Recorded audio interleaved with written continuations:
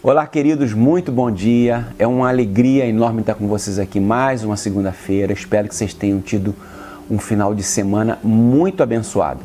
Hoje eu queria começar a semana falando sobre a oração que Deus ouve. E eu queria ler com vocês então Lucas capítulo 22, a partir do verso 41. Olha o que Deus nos ensina nessa passagem. Ele se afastou deles a uma pequena distância, ajoelhou-se e começou a orar. Pai, se queres, afasta de mim este cálice. Contudo, não seja feita a minha vontade, mas a tua. Apareceu-lhe então um anjo do céu que o fortalecia. Até aqui. Nessa passagem, nós encontramos Jesus no Monte das Oliveiras, momentos antes de Jesus ser crucificado. Esse foi um dos momentos mais difíceis na vida de Jesus. Foi um momento que ele teve que enfrentar a morte. E nesse momento Jesus de fato teme a morte. E ele então ora ao Pai, pedindo para que o Pai afastasse dele aquele sofrimento que ele teria que enfrentar.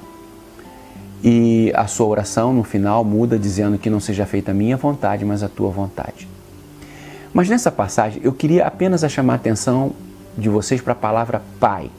A palavra Pai usada por Jesus não foi no grego e nem no hebraico, mas Jesus usa essa expressão no aramaico, a língua materna de Jesus.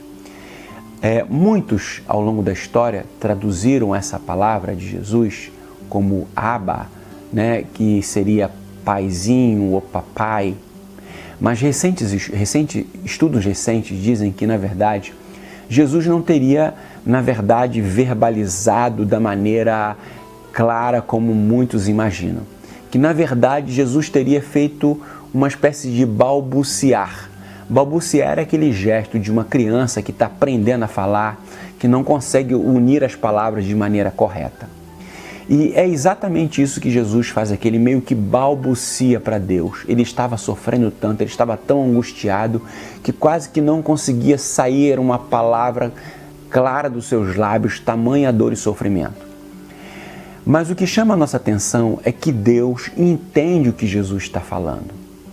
O que eu quero dizer é que muitas vezes nós estamos passando por momentos tão difíceis na nossa vida, tão angustiante, tão sofrido, tão difícil que a gente não consegue falar de maneira clara. Muitas vezes as pessoas que estão ao nosso redor não conseguem nos compreender. É como se a gente falando assim, olha, não dá para falar porque é algo que está no coração. Sabe quando você está vivendo alguma coisa que só quem sente sabe o que é? É como falar da perda de um filho para alguém que nunca perdeu um filho.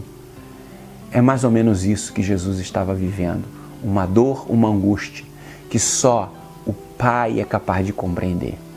E Deus então compreende o que Jesus estava falando e diz o texto que ele envia o seu anjo para consolá-lo naquele momento. O que eu queria dizer para você é que Deus sabe exatamente o que você tem vivido, o que você tem passado. Ele sabe quais são os desafios que você tem ao longo dessa semana. E Ele está com você, Ele compreende você.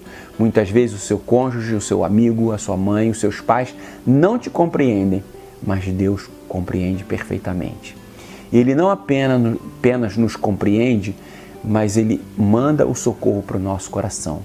O que eu quero dizer para você, não tenha preocupação, não tenha medo daquilo que você vai ter para enfrentar. Deus enviará o seu anjo para consolar, para fortalecer, para te abençoar ao longo dessa semana. Que Deus possa falar no teu coração e que você saiba que a língua que Deus entende é a linguagem do coração. Que Deus te abençoe e que você possa viver uma semana abençoada na sua presença. Tenham todos um ótimo segunda-feira. Amanhã a gente está aqui mais uma vez para trazer algo da parte de Deus.